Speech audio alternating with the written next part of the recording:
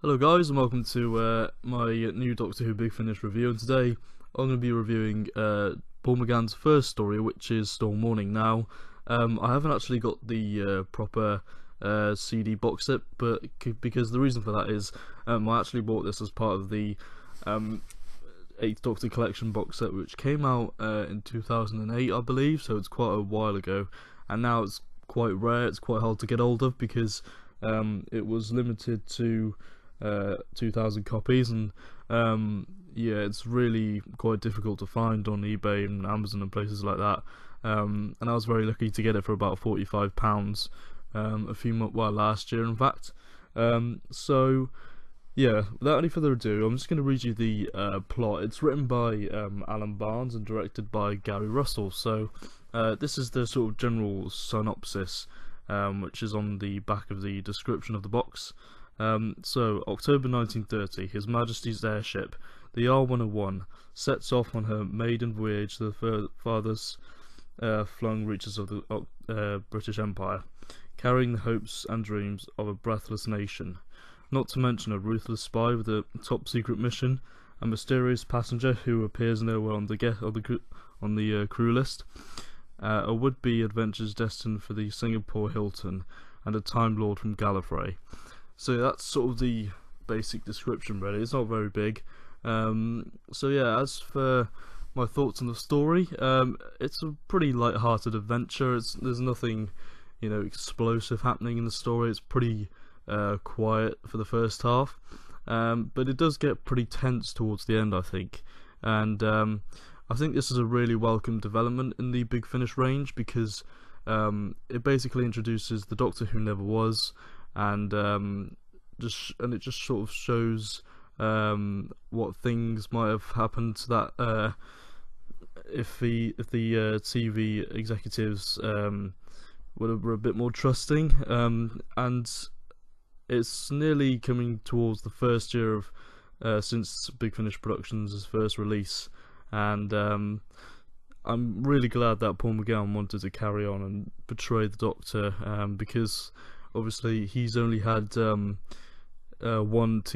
technically two TV appearances, which were the TV movie and of course Night of the Doctor, which was like a nice little short, and I think Paul McGann does a really good job of reprising the role. It's like he never left it, to be honest. And yeah, because basically what happened was Paul's agent got a rang from Big Finish and basically asked if he wanted to, if Paul wanted to come back and reprise the role, and his agent was like, "No, he's probably not interested." And then it turns out he was, and then that's where it all started with Paul McGann. And I think Paul McGann's a really good Doctor, and I think the story does him justice as well, because the story is now unfortunately out of print, as some of you may know. Because it's quite hard to get hold of. It's fetches up to about 20 quid on eBay and places like that. But yeah, it's I think Paul McGann's a great Doctor, and I really like him in this story.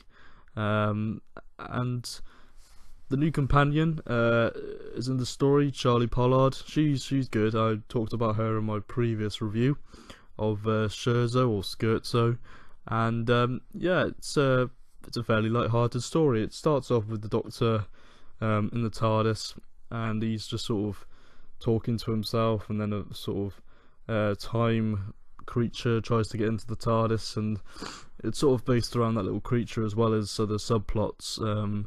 And I wouldn't say you're really missing much, but it's quite nice to have in your collection if you're collecting the audios, because it's one of those stories that it's quite rare, and if you do manage to find it, then I would recommend you listen to it, because it's a nice little light-hearted romp.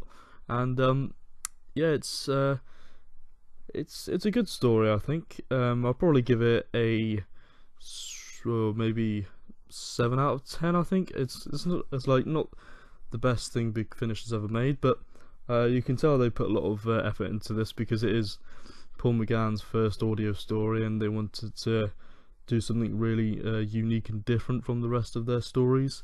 And yeah, it was because basically Big Finish were faced with the task of creating a characterization of a Doctor that only really had about 80 minutes of screen time, which is a pretty challenge, and it's sort of the same goes for the books, you know. The Eighth Doctor adventure books, because the writers, they only had they had to rewatch that TV movie over and over again just to try and get the characterization of the Eighth Doctor spot on. And yeah, it really does feel like the Doctor in this, and yeah, I actually pretty enjoyed it. Like I said, you're not really missing much if you can't find it.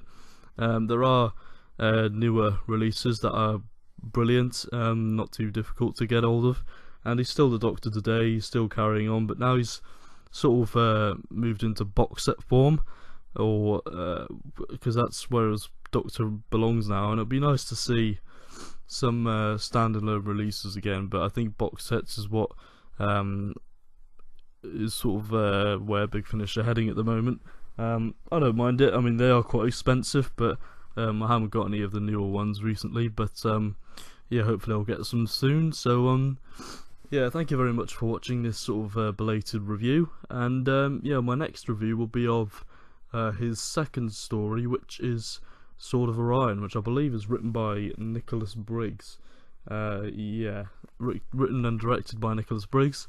So yes, thank you very much for watching, and I shall see you then.